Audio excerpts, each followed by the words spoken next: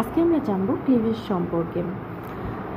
Cleavage সম্পর্কে আমরা জানার আগে সবার আগে আমাদের জানতে হবে জাইগোট জিনিসটা কি। ডিম্বাণু শুক্রাণু দ্বারা নিষিক্তকরণের ফলে আমাদের হয় হচ্ছে জাইগোট।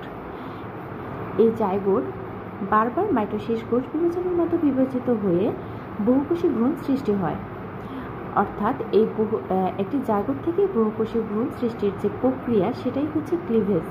মজার ব্যাপার হচ্ছে ক্লিভেজের জাইগোটের আকার বড় হয় না, কোষের সংখ্যা বাড়ে, এখানে ভ্রূণ কোষের সংখ্যা বাড়ে কিন্তু আকার বড় হয় না।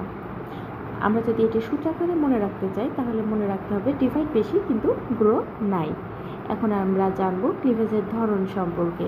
ভ্রূণীয় কোষের ভবিষ্যৎ পরিস্ফুটনের ভিত্তিতে ক্লিভেজ দুই প্রকার, নির্ধারিত ক্লিভেজ এবং অনির্ধারিত ক্লিভেজ। আর বিভাজন তলের উপর ভিত্তি করে এটি অরীয়, দ্বিপার্শ্বীয় এবং সর্পী ভাগে বিভক্ত।